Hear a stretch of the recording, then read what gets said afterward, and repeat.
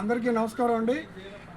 మన విజయనగరంలో గతంలో ప్రిన్సిపల్ డిస్ట్రిక్ట్ జడ్జిగా పనిచేసిన ఆలపాటి గిరిధర్ గారు అత్యున్నత స్థాయికి వెళ్ళారు. ఆంధ్రప్రదేశ్ హైకోర్టు జడ్జిగా పదోన్నతి పొందారు. ఈ సందర్భంగా మేమందరూ కూడా శుభాకాంక్షలు చెప్పడానికి అవకాశం ఉన్నంత మేరకు అందరూ కోర్టులు వర్క్లో ఎంగేజ్ అయిపోయారు. అవకాశం ఉన్నంత మేరకు అతని సేవలు కొనియాడుతూ గిరిధర్ గారికి గ్రీటింగ్స్ చెప్పడానికి మేమందరూ ఈరోజు కలిసాము. మరి అందరూ మాట్లాడతారు ఈ సందర్భంగా. ఈ సందర్భంగా గిరిధర్ గారిని ఉద్దేశిస్తూ అంజనీ కుమార్ సీనియర్ అడ్వకేట్ మాట్లాడతారు. నమస్తే అండి. అందరికీ తెలియపరుస్తున్నది ఏమనేసి అంటే, మా విజయనగరం కోర్టులో పీడీజీగా చేసి మొదటగా ఇవాళ హైకోర్టు న్యాయమూర్తిగా ప్రమాణం స్వీకారం చేసిన గిరిధర్ గారికి హృదయపూర్వక శుభాకాంక్షలు తెలుపుతూ, ఈ సందర్భంలో ఆయన గురించి ఒకటి విషయం చెప్పాలని ఉంది. గిరిధర్ గారు విజయనగరం కోర్టులో పీడీజీగా చేసినప్పుడు న్యూస్ పేపర్లో ఆర్టికల్ చూసి వెంటనే ఆ గవర్నమెంట్ అధికారులందరినీ పరిగెట్టించేవారు.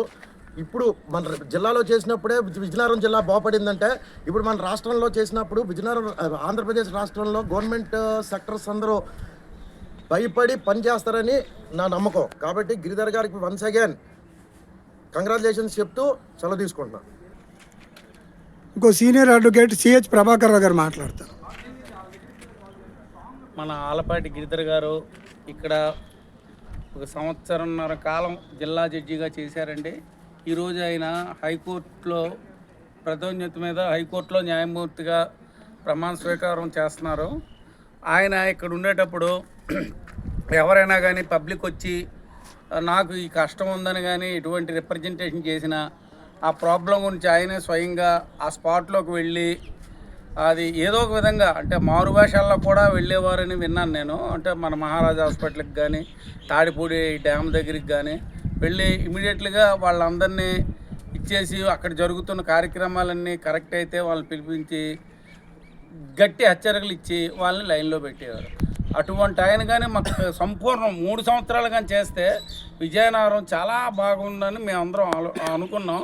కానీ ఆ రోజు మరి మా దురదృష్టం మరి ఏమో కానీ ఆయన పదోన్నతి మీద ముందు రిజిస్ట్రార్గా చేయవలసి వస్తే హైకోర్టుకి వెళ్ళిపోయారు. ఈ అవకాశం ఇచ్చిన మన తోటి అడ్వకేట్లందరికీ నా హృదయపూర్వక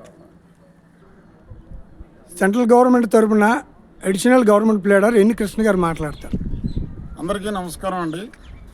గౌరవనీయులైన ఆలపాటి గిరిధర్ గారు మన విజయనగరం జిల్లాలో తక్కువ కాలం అయినా సరే జిల్లా జడ్జిగా పనిచేశారు.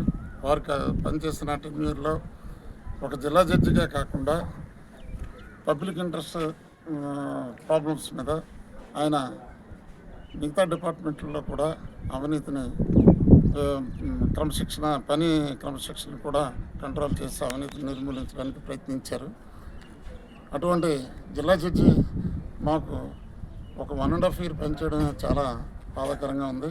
అయినా ఈరోజు ఆయనకి హైకోర్టు పదోన్నతి రావడం మా అందరికీ చాలా సంతోషంగా ఉంది. ఈ సందర్భంగా మా విజయనగరం అడ్వకేట్స్ అందరి తరఫున మేము కంగ్రాచులేషన్స్ చెప్తూ నాకు ఈ అవకాశం ఇచ్చిన అడ్వకేట్స్కి అందరికీ మరొకసారి ధన్యవాదాలు తెలియజేస్తూ సెలవు తీసుకుంటాం. మహిళా న్యాయవాది అనంతలక్ష్మి గారు మాట్లాడతారు. నమస్తే సార్. హైకోర్టు న్యాయమూర్తిగా పదోన్నతి పొందినందుకు చాలా సంతోషం sir. Congratulations sir. Vizianagaram bar association అధ్యక్షులు నలితం రమేష్ గారు మాట్లాడతారు.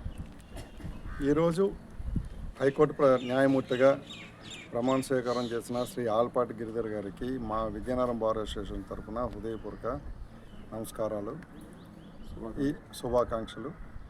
శ్రీ ఆలపాటి గిరిధర్ గారు మా విజయనగరం బార్ అసోసియేషన్లో చాలా బాగా చేసి అడ్మినిస్ట్రేటివ్ చేస్తూ అలాగే ఉత్తమమైన తీర్పులు ఇస్తూ అందరికీ ఒక దీనిగా నిలబడి ఆయన చేసిన దీనికి విజయనగరం బార్ అసోసియేషన్ తరఫున మేము హృదయపూర్వక కృతజ్ఞతలు తెలుపుతున్నాము. ఆయన ముందు కూడా హైకోర్టు జడ్జిగా మరిన్ని పదోన్నతులు పొంది అలాగే ఇక్కడ విజయనగరంలో చేసినట్లు హైకోర్టులో కూడా మంచి ఇది చేసి ఆయన మంచి పేరు తెచ్చుకోవాల్సిన మా విజయనగరం బార్ అసోసియేషన్ కోరుతున్నాం. గిరిధర్ గారు ఆలపాటి గిరిధర్ గారు హైకోర్టు న్యాయమూర్తిగా పదోన్నతులు పొందడం వల్ల విజయనగరం న్యాయవాదులు అందరూ కూడా చాలా హ్యాపీగా ఫీల్ అవుతున్నారు. అయితే న్యాయ వ్యవస్థలో ఉన్న ఒక విషయం ఏంటంటే నిజంగా సాక్షాత్తు దేవుడే జడ్జి అయినా కూడా అందరినీ సాటిస్ఫై చేయలేరు. ఎందుకంటే ఇంకా ఏ ఉద్యోగానికి లేని సవాల్ ఒకటి ఉంటుంది.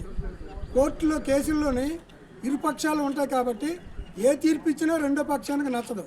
ఆ రకంగా ఏ న్యాయమూర్తిని కూడా 100% ప్రజలు ఆమోదించలేరు. కానీ గిరిధర్ గారి విషయంలోని లాయర్లు అందరూ హ్యాపీగా ఎందుకు ఫీల్ అవుతున్నారంటే ఆయన ఒక న్యాయ వ్యవస్థకు అతీతంగా, అంటే న్యాయ వ్యవస్థ అంటే ఈ లిమిట్స్లోనే పనిచేయాలని కాకుండా ఆయన ముఖ్యంగా పోలీస్ డిపార్ట్మెంట్ని చాలా గట్టిగా కంట్రోల్ చేశారు. తప్పుడు కేసులు లేవు. నేను ఒక ఇన్సూరెన్స్ లాయర్గా, ఇన్సూరెన్స్ కంపెనీ ప్యానల్ అడ్వకేట్గా నేను అబ్జర్వ్ చేసింది ఏంటంటే ఆయన కాలంలో కానీ ఆయన తర్వాత కానీ విజయనగరంలోని తప్పుడు కేసులు అంటే ఏంటంటే ఒక యాక్సిడెంట్ అవుతుంది, వెహికల్ ఏదో తెలియదు, లేదా ఒక యాక్సిడెంట్ అవుతుంది, వెహికల్కి ఇన్సూరెన్స్ ఉండదు.